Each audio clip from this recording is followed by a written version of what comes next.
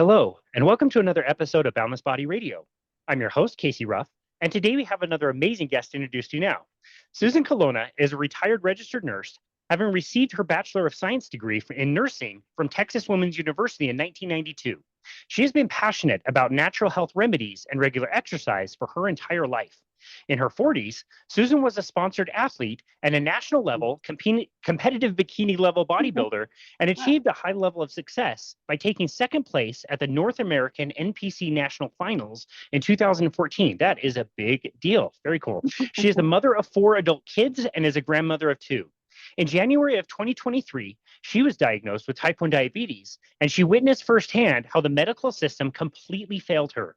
Today, Susan is enthusiastic about sharing her story about how medical doctors refused to give her insulin, which is absolutely insane, but instead would give Ozempic to her, which led her to experience shock, pancreatitis, and eventually a near-death experience. Oh my goodness. Today, she's extremely outspoken about the benefits of the carnivore diet, and she encourages others to be their own health advocates. You can find Susan on Twitter and also on Facebook by just following her name, which is Susan Parker Colonna. Susan Parker Colonna with Absolute Honors is welcome you to Boundless Body Radio. Thank you. Thanks for having me, Casey. It's such an honor to host you. I saw a post that you made a few days ago. I believe it popped up in a carnivore page, and you said the carnivore diet has helped me so much with managing type 1 diabetes. I reached out immediately. I really wanted to hear that story. I love hosting people and talking about the topic of type 1 diabetes and how challenging it can be to manage, but how much easier it is when you eat a certain way. And it was only after you had agreed to be on the show that I learned the full story of everything that has gone on and a few of the things that we mentioned in the introduction.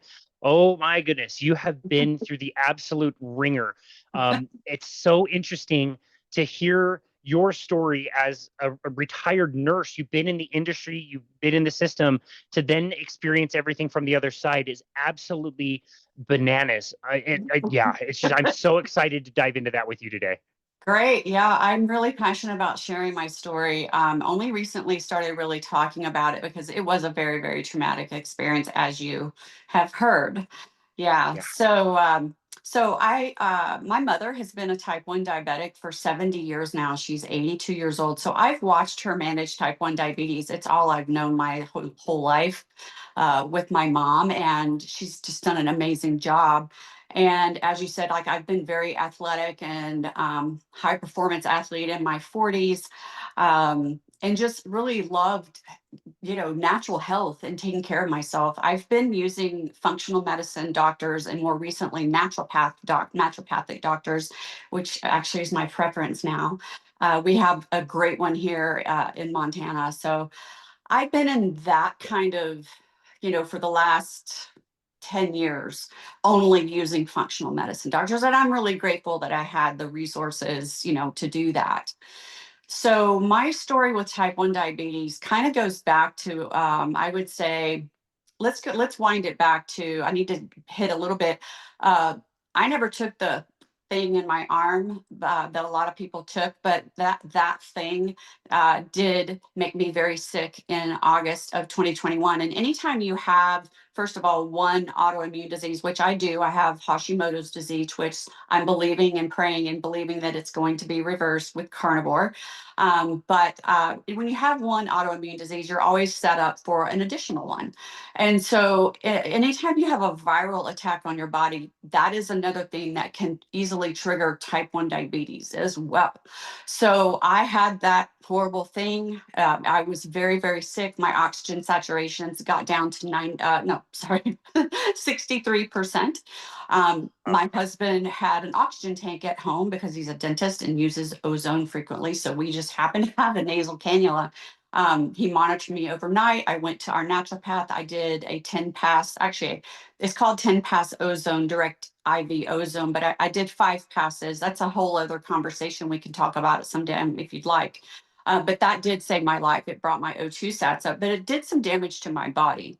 I didn't know that at the time. In 2022, we were having a great year. We had just moved into a home that we built on the lake, actually in Texas. We spent a week in Hawaii with a couple of our kids and grandkids. And, it was just a great year. But something was wrong. I just knew something was wrong. Very in tune with my body. I was feeling really my brain fog was very severe. And I was thinking it was from the virus that I had had previously that summer in August. So I kind of just blew it off, you know. But as time went on in 2022, I was getting worse and worse and worse to the point that I started noticing what I now realize is neuropathy in my hands and my feet. My vision was changing very rapidly for the worse. Um, and then I got super thirsty. And the thirst, if you've ever known anyone who's had type 1, that thirst, you cannot quench it. Again, I'm thinking, because I didn't even know as an RN, I did not realize you could get type 1 diabetes as an adult. Never heard of that. You are by far the latest diagnosis I've ever heard, and I wondered if that was part of having the virus, if that was something that triggered it. So yeah, thanks for mentioning that. Yes, yes. And a lot of people that got the thing in their arm, that is, and a lot of those autoimmune diseases are popping up. And there is a huge amount of research that's showing that that alone can absolutely lead to type 1. So we're seeing more diagnoses of adults, even people in their 60s and 70s are being, identified as type 1. The problem with medicine, with traditional medicine, is that they are not going to ever look for the root cause. I think we can all agree on that. Doctors these days, they're giving prescriptions, they're giving you medications, and they're just kind of patching things up with drug after drug and then never really looking for the root cause. So I've met people in my Facebook diabetes support groups that have been type 1 and misdiagnosed for over 20 years and scrambling and eating super low carb and taking their metformin and losing their muscle mass and all of those things and doing irreparable damage to their bodies because their doctors will not order the antibody test. There's 4, you need 2 for a positive diagnosis. It's a simple blood draw. So the reason that I was diagnosed so quickly was because I did have that functional medicine doctor in my back pocket. So let's leap forward now to January of 2023. It was January 10th.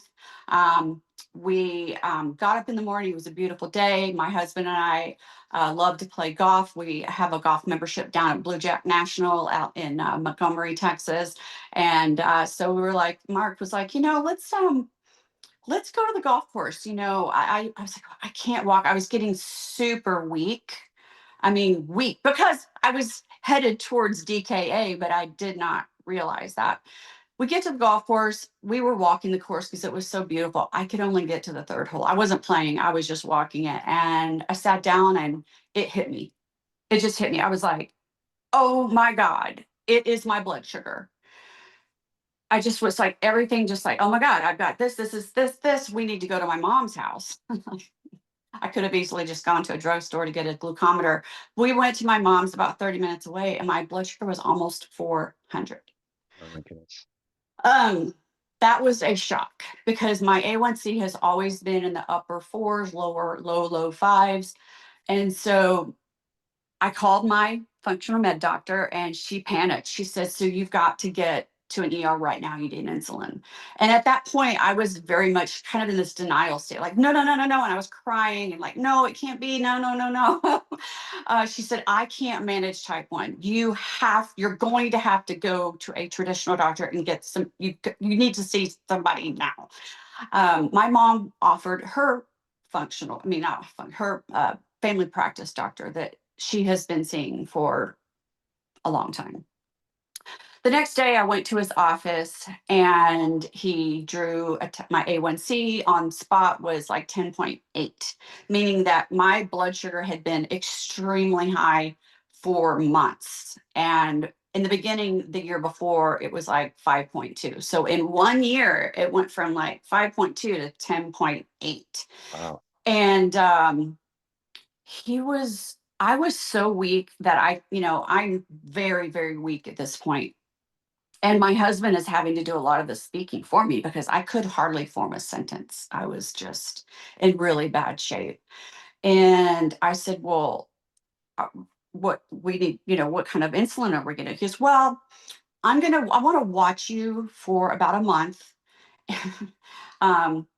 But in his notes, I just recently looked at, he did diagnose me that day as type 1.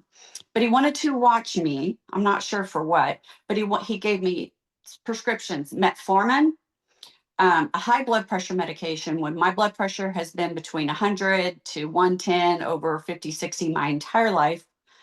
And my cholesterol has always been perfect. And here's your statin. And I because I've been out of traditional medicine for so long, I'm like, what is this for? He goes, oh, I said, I don't need high blood pressure medication. He goes, well, that's to protect your kidneys. And I said, from what? He said, high blood sugar. I said, I started laughing. I was like, you have no idea who I am and how dedicated I am to my health. I said, you probably have never. I said, my A1C will be down into the 4s in no time. I'm not going to need this. Well, you need to fill it.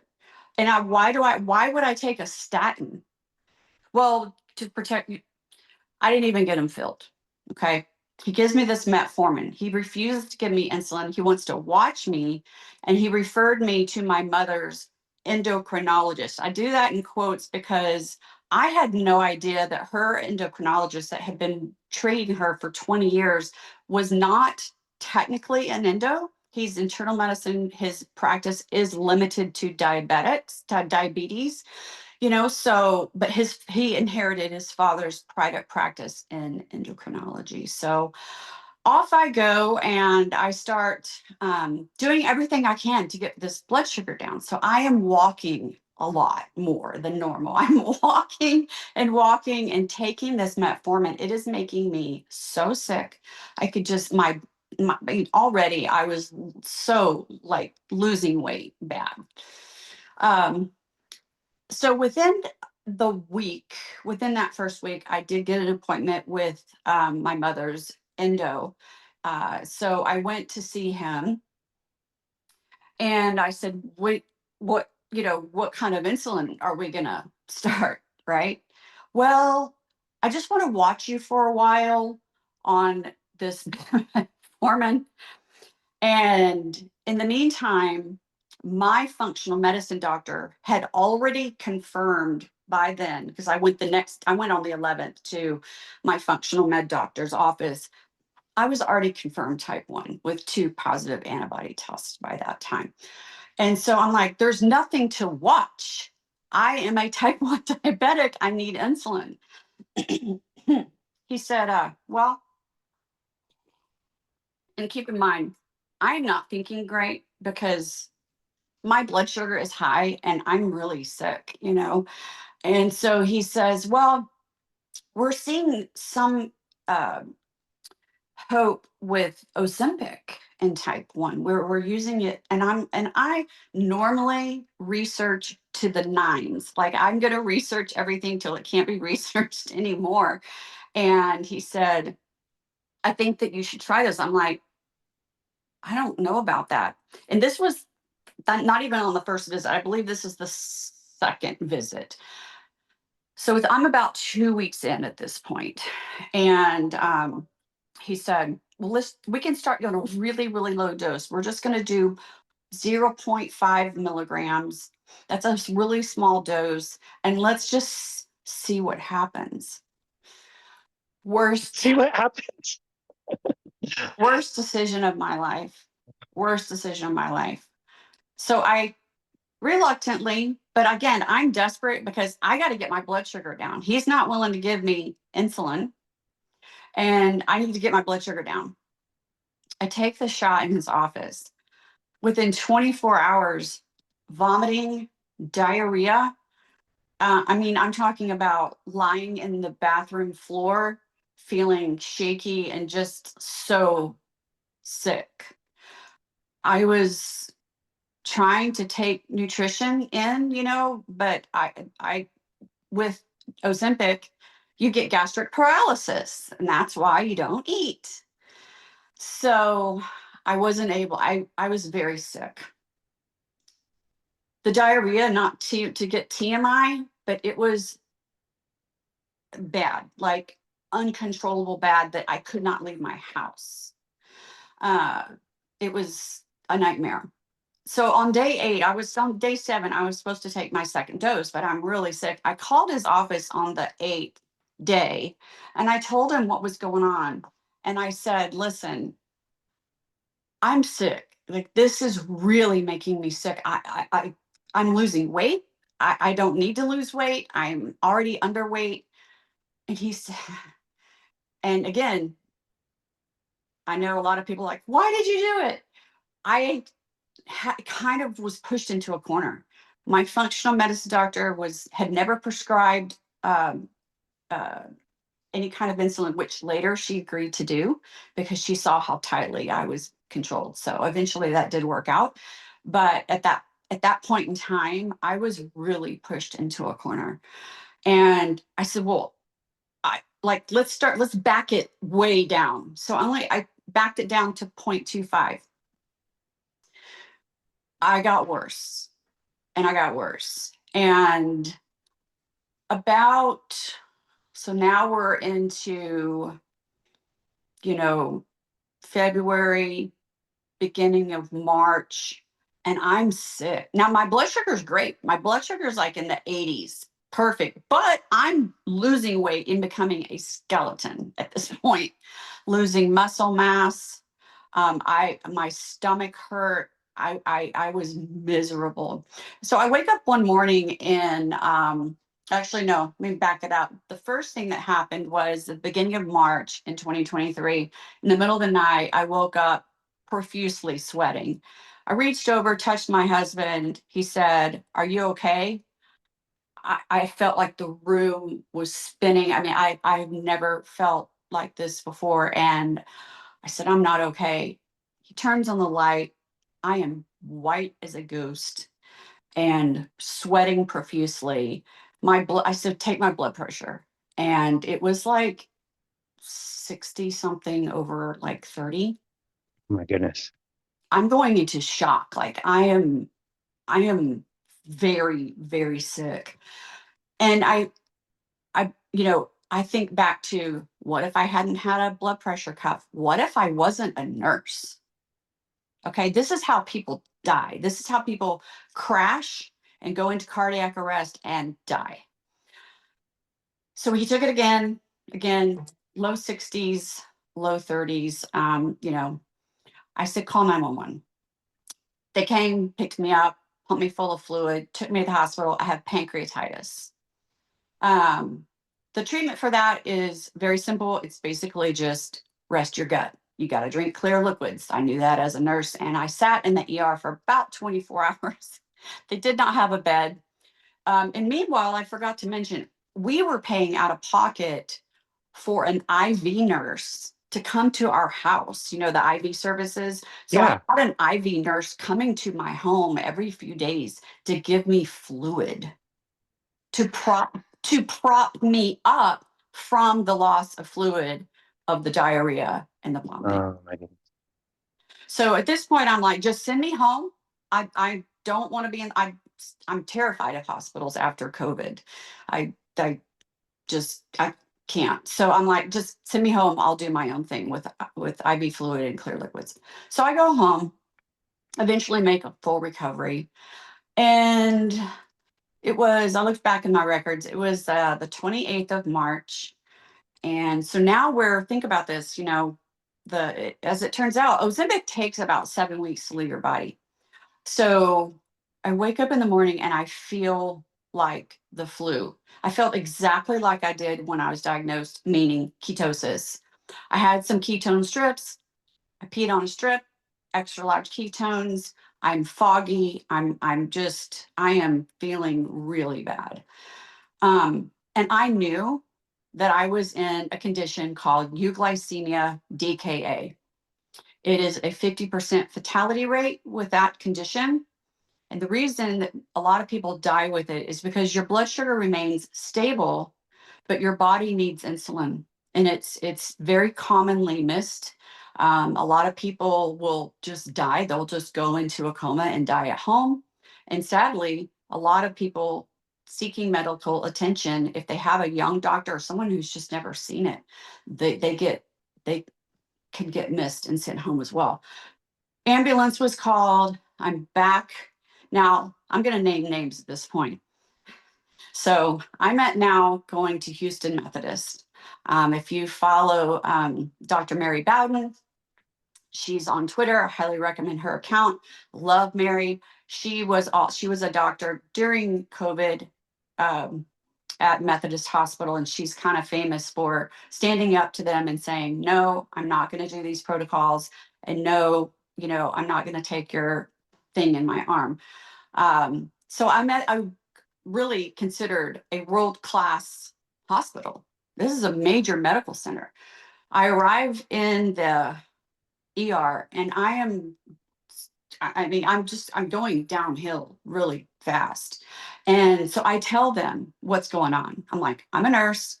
This is what's going on. I was diagnosed this date. I took the Ozempic. Now I'm in euglycemia. I need a beta hydroxybutyrate and I need some blood gases. And they just looked at me like, right. Right. Okay. Sure. Sure you are. Sure you are. Right. They don't draw them. I didn't know they didn't draw them. I assumed that they drew them. But they just did your basic CBC, Chem 7, yeah. And so I am waiting and waiting and waiting. And I am fading and fading and fading. And I I felt like I was dying, and I would have if I I would have died if I believe that I would have died if I had not been a nurse, if I had not had my wits about me to say what I needed. That scares the hell out of me because what about everybody else? What about people who don't know? The average person does not understand the complexities of type 1 diabetes and what euglycemia looks like. Eventually, about 3 hours after I got there, a doctor comes in. He's going to send me home in my state. Um, and I grabbed his arm and I said, "Can you please just sit down and listen to what I have to say to you?" And he was very kind. I will say he was just a really nice guy. And he sat down and I told him the whole story. I said, "Please draw a beta hydroxybutyrate and do my blood gases." He goes, "Well, I've never seen it before," meaning euglycemia DKA. He said, "I've never seen it in my career. It's very, very rare, but I mean, it wouldn't hurt. So yeah, sure, we can do that." I am in the meantime, I am fading out of existence. And I was basically going into a coma at this point. And I really felt like I was dying. And it felt like, almost like, I can only describe it as like a portal, like I could feel angelic beings around me, surrounding me. I was very much at peace. I was not afraid to die. I just didn't want to die. I love my life. I love my husband, my kids, our grandkids. Um, so I wasn't afraid. I was very much at peace, but I was just like, my husband is standing over me, just praying, just literally praying over me. And then I just kind of fade out. Um, the lab results come back, and a team rushes in from ICU. They're like, "Oh my God, like we got to move now, right now." So I'm whisked up to ICU. The treatment for that is glucose in one arm and one IV and insulin in the other arm. So it's very difficult. It's a very complex thing to get a patient out of that. I was a labor and delivery nurse. I did not work ICU. I have so much respect for those nurses. But yeah, so that ended up, saving my life. And that was when I finally got my insulin. So it took from January 11th was the day that I was officially diagnosed with type 1. It took until about, it was the end of March, early April when I was discharged and given my insulin to manage my disease. And that's what I went through. Now, the bad part is that the side effects didn't just end there. And I just want to be really clear about this. I only recently learned the mechanism of Ozempic, and it acts on the monoamine neurotransmitters in your digestive system. These transmitters, the gut-brain connection is a very real thing, and it just completely disrupts those, okay? So I left the hospital, but the gastroparesis did not go away. The gastroparesis with two tiny, minuscule doses that, number one, I never should have received. Ozempic, Wegovy, and all I can't say it, semaglutide. I hate the stuff so much. It's contraindicated. It is completely contraindicated in type 1 diabetes, and it has a black box warning for type 2, right? So I should have never received it. It was complete 100% malpractice. Malpractice. So I go home, I have continuous gastroparesis, and then the other side effect that was very severe that I've only recently been able to even talk about were suicidal ideations. Okay. Come to find out that over the last 65 years, multiple drugs have come on the market that disrupt the monoamine neurotransmitters. These are drugs for weight loss. Every single one of them has been pulled off of the market due to the side effect of suicide, suicidal ideation, mental health changes. I had no idea until recently. So for the next, I would say, year and a half, it really was not until last summer that I began to feel like mentally healthy. It was not something I was hiding from my husband. I was very open with him about it. But when I say I had suicidal ideations, I'm talking about obsessing over ending my life.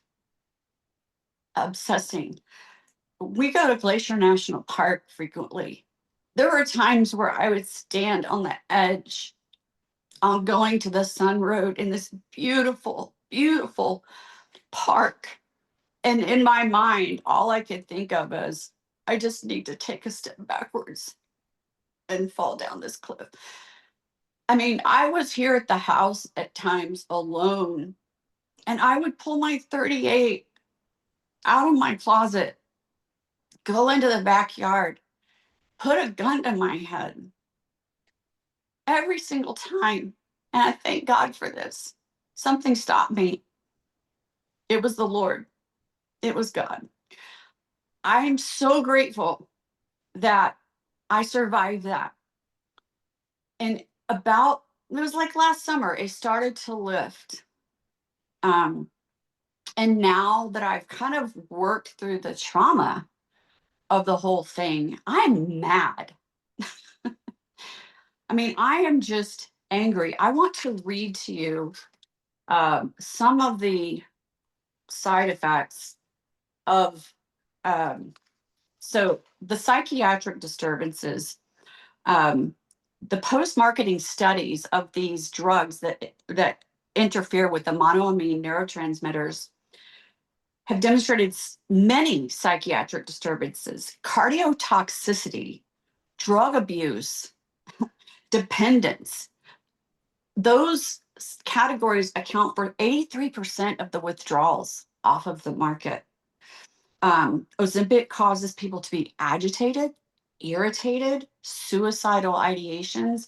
I was out of my mind, out of my mind. I had no reason. And that's what was really frustrating to me, because I had no reason to end my life. None. Like, I have a great marriage. I love my life. And so it was like, it didn't make sense to me. But now I'm finding out that they know this, and they leave it on the market.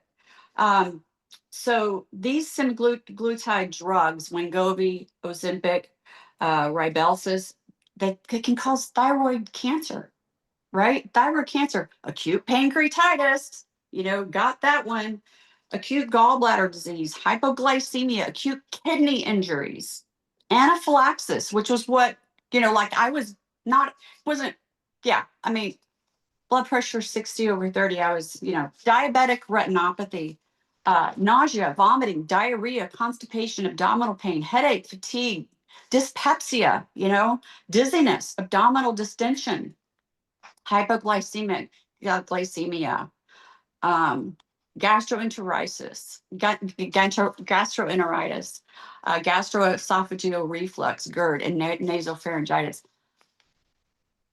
So why? Why is this drug remaining on the market when in the past people have committed suicide? And I think about how many people, how many families are still, their loved one has committed suicide on this drug and they don't know why. And their families are left here going, why? It doesn't make sense. Why would that happen? Sorry, I'm getting really emotional because it's just wrong. This drug, big pharma, is killing people. They're killing people. They don't care. They're all about, the profit. I need to take a breath. Yeah. So Isn't that is such an amazing story. Thank you so much for being vulnerable enough to share that. That's quite a bit. And I might just bust the bubble of a bunch of the listeners, but I have to say I'm not the brightest tool in the shed. I am a personal trainer, which basically means I can count to 12 poorly and I can show you how to do a bench press. That's basically the extent of my wisdom in this life. And I can tell you that if you're diagnosed with type 1 diabetes, it is fatal if you don't receive insulin. And correct. it's like I was asking you offline, which you just perfectly explained, like, why Ozempic? That can't be indicated for type 1. Like, that would make no sense. Like, I don't understand a statin, maybe a high blood pressure. You don't have high, like, it's insane. Even I know that. Yeah. Yeah. So, now today, like today, I thank God, all of the mental gyrations and the all of the mental changes, thank God, healed. Um, and my gastroparesis did resolve itself. Okay, so that all of it started to and I don't know a date because it was just a gradual thing, like over last summer, fall, where it's all resolving. So I want to switch gears a little bit into my happy topic, which is That would be great. Let's do carnivore. that. Yes. Let's do that. Okay. So I've Let's been do it. following some amazing doctors. Dr. Sean Baker is probably the most well-known physician for carnivore, and some other amazing doctors. Um, and I've been reading about and seeing this carnivore thing.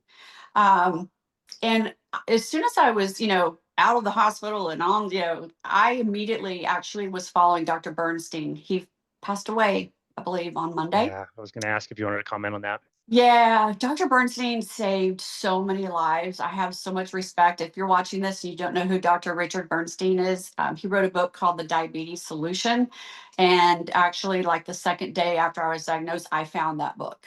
Um, Wow.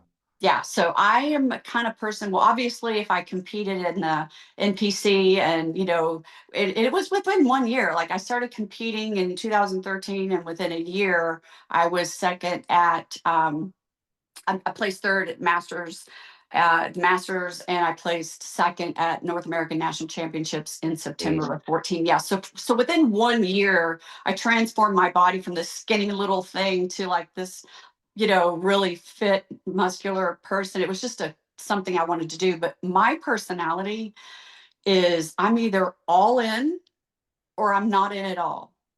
I don't dip my toe into things. So when I went to school, I was a straight A student. When I made a decision to compete, I didn't want to just do little local shows in South Carolina. That's where I was living at the time.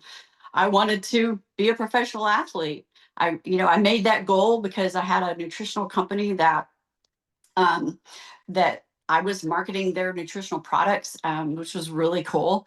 Um, so I learned about carnivore, and let's see, this past, what's today? Monday, what is today? Wednesday, Thursday. So this Sunday will be 4 weeks.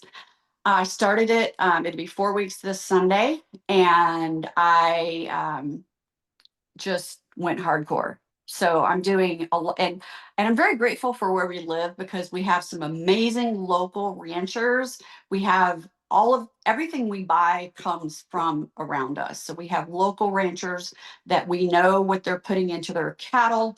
They are not getting injected with all the toxic substances, definitely not mRNA, none, like no antibiotic, none of that. So they're really happy cows, grass fed, and so amazing. And then we have chickens that are locally, free range. I bought 3 dozen yesterday from a lady down the street, and I you love know, it. yeah, they're fresh. They're like the yolks are just beautiful orange, So I started that, and I have been low carb for a long time. I have never been a sweets person. Just for just growing up, I didn't grow up with sweets, but then of course I never ate sweets. Really, it wasn't a thing for me. But when I went hardcore carnivore, like I didn't have that craving for an afternoon snack. And that kind of went away. I've done intermittent fasting since 2014.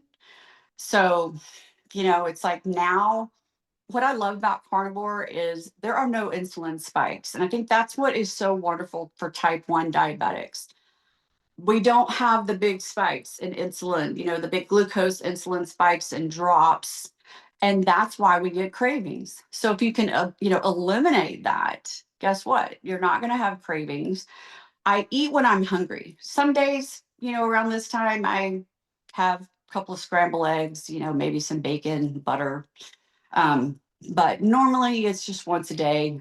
We do eat fish. I had some wonderful fresh um, steelhead trout last night. It was just Ah, sounds good. so good, local out of the river here. So actually, it's caught in Washington State, but it's flown here the same day. But yeah, so I was taking 17 and a half units of Tresiba, which is my basal insulin. Everybody that's a type 1 needs basal.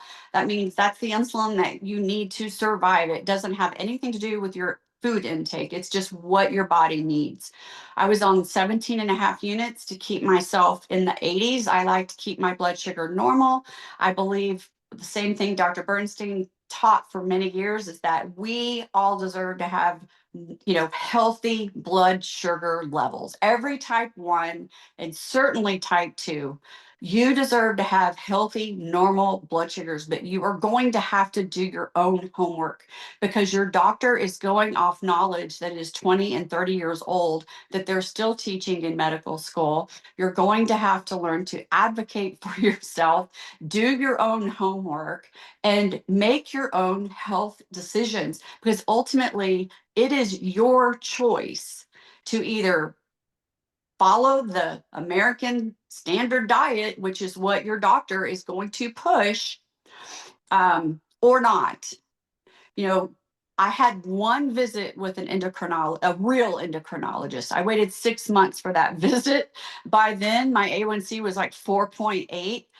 Wow. And this is supposed to be the best endo in Houston. That's where we were living in that area at that time. She chewed me out, and I sat down.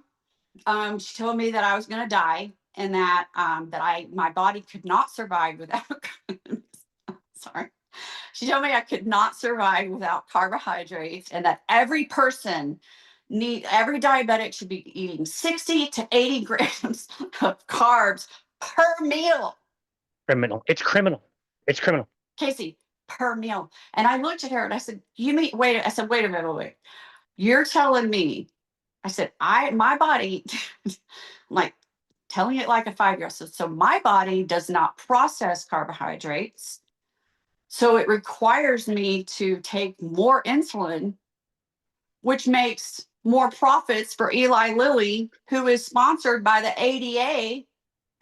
I said, you've got to be out of your mind. And we just went, and I Wow. fired her and I walked out the door. Good And for you. I said, you know what? I said, you're going to do me more harm than good.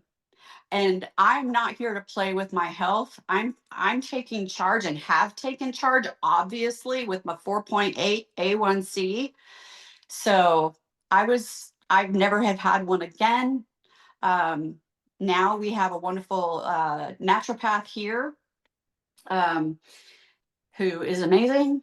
And so for the like, that's my choice, is to just stick with my naturopath. He's able to order the same, way more extensive tests, and I feel better than I have in years. So my insulin needs have gone down today to 6 units, from Wow. 17.5 down to 6 units of Tresiba.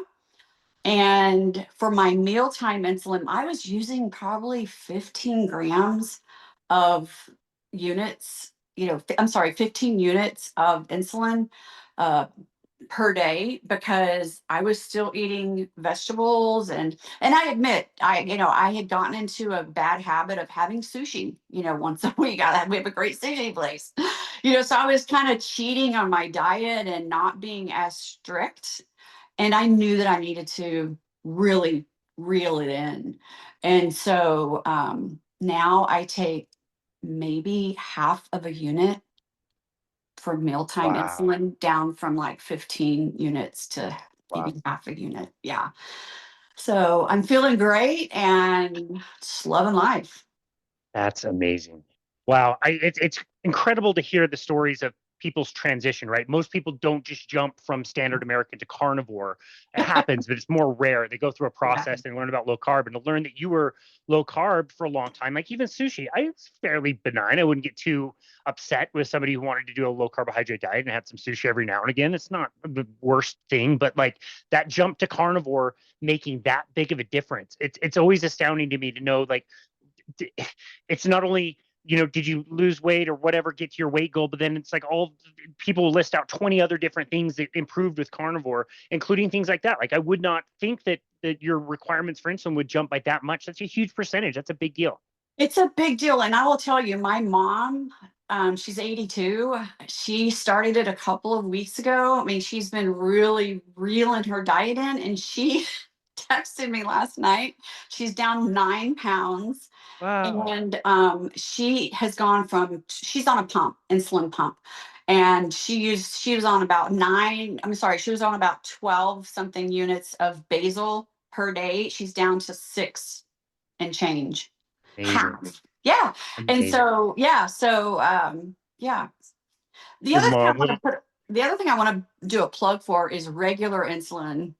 I mean, we could have a lot of conversations about insulin, but if, Dr. Bernstein taught me that regular insulin, you're not going, if you're a type 1 diabetic and you're going to try to switch to carnivore, your fast acting insulin that you're using is not going to work. Okay. That fast acting is going to peak at about an hour, hour and a half, and it's going to go away. Whereas protein is slower digesting. So regular insulin, which your doctor is going to say, oh, that's old fashioned, we don't use that anymore. Well, guess what? They do make it. You can get it at Walmart over the counter at the pharmacy. You just walk up and ask for it. They will sell it to you for about $20. Wow. And that times perfectly with protein. So if you want to learn a lot more about insulin and exactly how it works with the dietary things, get Dr. Bernstein's book, The Diabetes Solution. He goes into all those details. I could not agree more. I do want to ask you about some of those other types of insulin, and thank you so much for bringing that up. But what were the cost of the other, like, fast acting, what more modern or fancier kind of insulins? Did you ever run into a cost thing with those? I didn't, because I do have health insurance. But the Tresiba, I looked it up recently. Gosh, I don't want to misquote. Um, Gee. It was, it comes in a box of 5. I don't use a bottle. I use the click things, the little Yeah. cartridges, Yeah. but Yeah. I draw my insulin out in a PET syringe because they have the half unit markings. And that's how I've always taken my insulin, draw it out with, it's a lot more, Dr. Bernstein taught me that too. It's a lot more precise measurement, but I want to say it is several $100 That's what I for thought. a package of 5. Now, but I've got a big stockpile, and again, like it's 300 units in a cartridge, and I'm down to 6 a day. So you can do the You're going math. to save a lot of insulin. Yeah. Oh, yeah, you're saving a lot of Yeah. money on For insulin. sure. For Either sure. way, you're saving money. Yes. Yeah. I learned this more recently than not, but insulin, when it was invented at the University of Toronto in the 1920s, the guy who invented it sold the patent for $1. That's correct. Yeah, and famously said something like, "This is not for me. This is for the world." And it was instantly life saving for people like you who are type ones, and they could all of a sudden save lives. And to know now how much these companies are profiting on insulin, oh, it makes you sick. It's insane. It is a disgrace to humanity. Ah, well said. It's an absolute disgrace.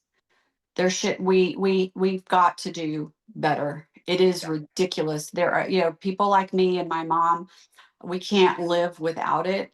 And people die. People yeah, die and have horrible complications of, kidneys shutting down, the heart disease. And the heart disease is from all the up and down. It's from the inflammation, it's from the high blood sugars. And, come to find out that high cholesterol doesn't necessarily cause heart disease. It's all the inflammation and the sugar and all of the yep. the yo-yoing. So you know i'm Yeah, i'm that was just going to be my next question was cholesterol.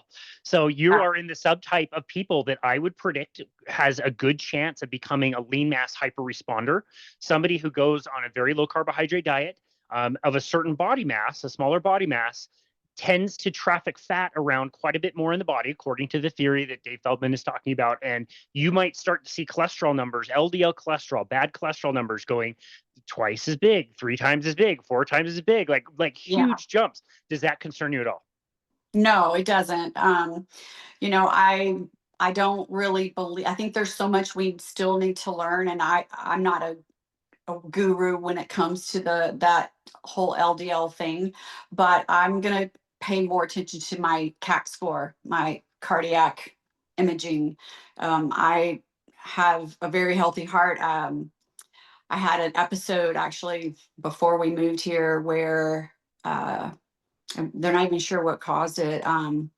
It was like it felt like I had a right side, right, I don't know if it was right or left, a stroke, and so Oh, I had a whole full workup for that and completely clean. There was nothing in my arteries at that point. Now, and I'm sure that my LDL cholesterol will go up. But from everything I'm reading and understanding from physicians who are in the know and way more intelligent than I am on this subject, and all the cardiologists that I follow that are saying it doesn't really matter at all. So I'm not going to worry about things, number one, that haven't happened. And number two, I'm not an alarmist.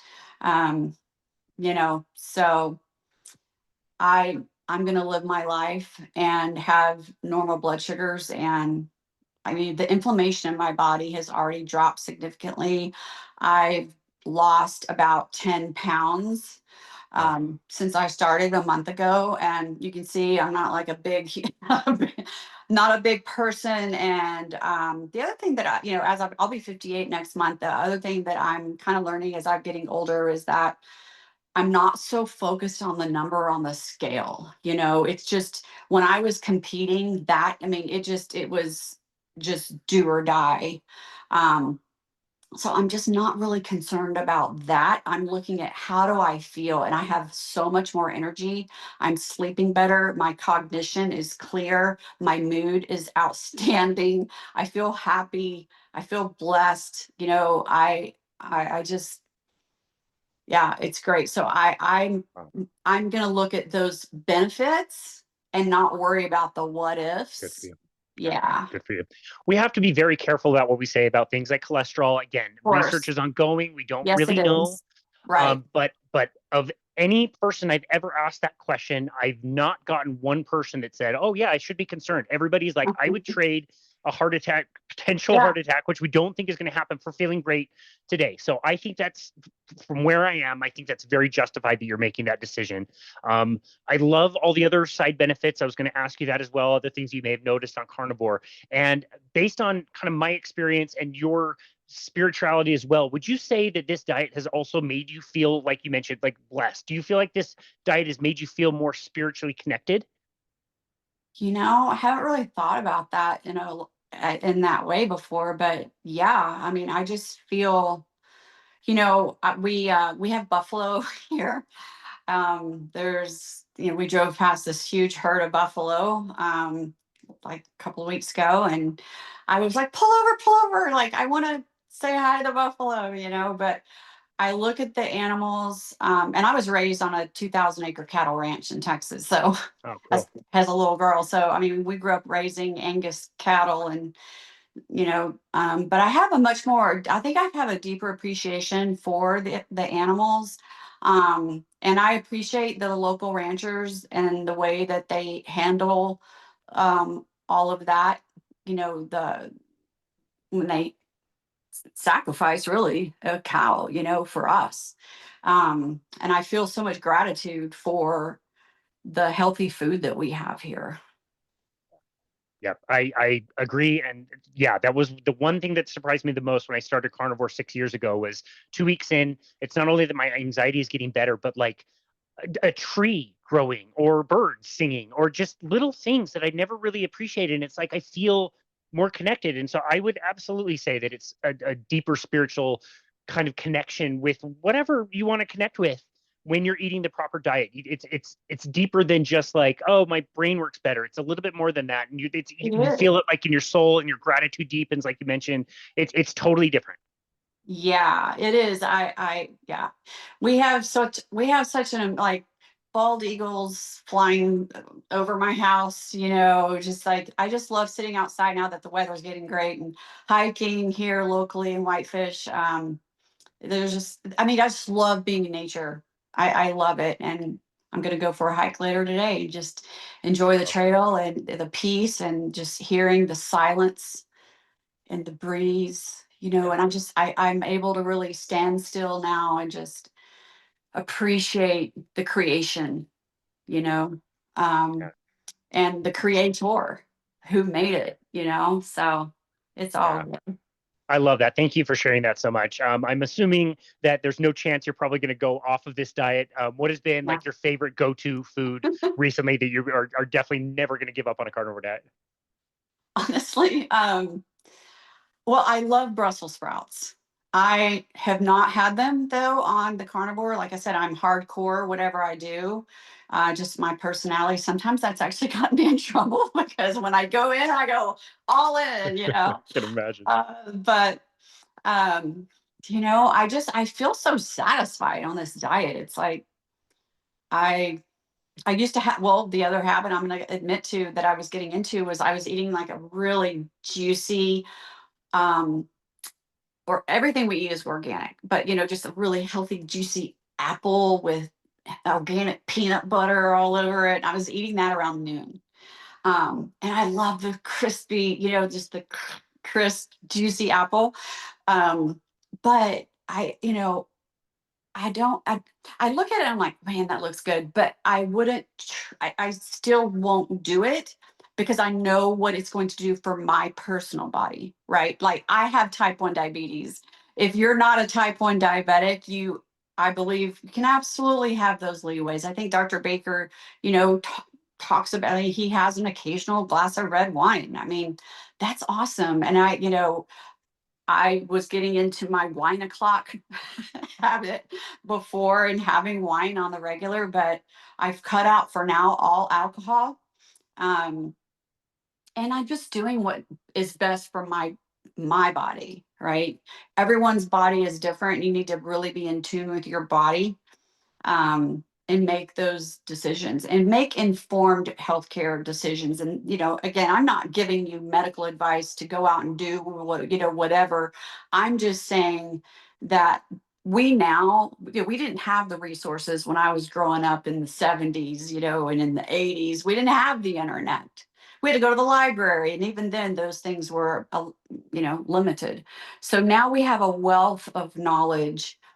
We have the resources to go and research. I'm going to give a plug too for Yandex, Yandex. That's a search engine app that is uncensored. Okay, so that is my go-to search engine. And because it's very interesting when you search certain things on Yandex, they come up with, a list, all these things. You search the same thing on Google or Safari, or they're not there. They've been scrubbed. Wow. They've been scrubbed. You're not going to find a lot of this stuff on Google. You're just not. It's Wow. pretty crazy. Wow. Yeah. Well, I think that message is a great way to end this conversation, that people need to take their own health in their hands. And it sucks that you had to go through what you did. But you could have gone through it and not been vulnerable enough to share your story. And I'm so glad that you do things all in. It was great to hear the update about the carnivore diet, and I'm so excited for your future. Like I said, I've been on it 6 years this year, and it's just absolutely Wow. wonderful. Starting year 7, and I've loved every minute of it. Not willing to give it up anytime soon.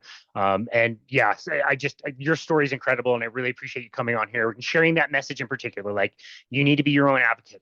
Reach out if you have questions. There's good doctors out there. There's better information out there. There's books and podcasts. This is free. This is a free resource. Like, there's things that you can find that can save your life or the life of one of your loved ones. So, Amen. Yes. yeah. Anyway, Susan, this has been an amazing conversation. Where would you like people to go to find you and connect with you and your work? Yeah, so you can find me on X at Truth Seeker, and I know you're going to drop that because it's Truth with 3 H's and Seeker with 3 E's. Truth I Seeker. would have missed the third E. I would have missed that. Yeah, so it's 3 H's, 3 E's, Truth Seeker at X. And I'm also have a pretty good presence on Facebook. I don't have a page. It's just my personal wall, but it's public. And my name is Susan Parker Colonna, and you can find me there. I have a public page for the most part. So I share a lot of things there and updates to my carnivore new love. So I'm having a blast with it and just feeling really good. And I initially said I was going to do it for 30 days. Now it's like I'm a lifer. Like, this is it. I love it. I love it. What an amazing story. We'll be sure to link all of that in the show notes so people can easily find that and follow you there. Look forward to hearing some updates in the future. In fact, Yeah. I would love to do a second episode with you sometime down the road so we can see how things are going, and if you're still getting the same results, or if you start to become worried about a heart attack or whatever. Anyway, it's been an amazing conversation, Susan. I'm so glad I found you through that post, and I'm glad you've been willing to share your story here. So thank you so very much for everything that you brought to our conversation today. We really, really appreciate you. You bet. Have a wonderful day. You do the same. And this has been another episode of Boundless Body Radio.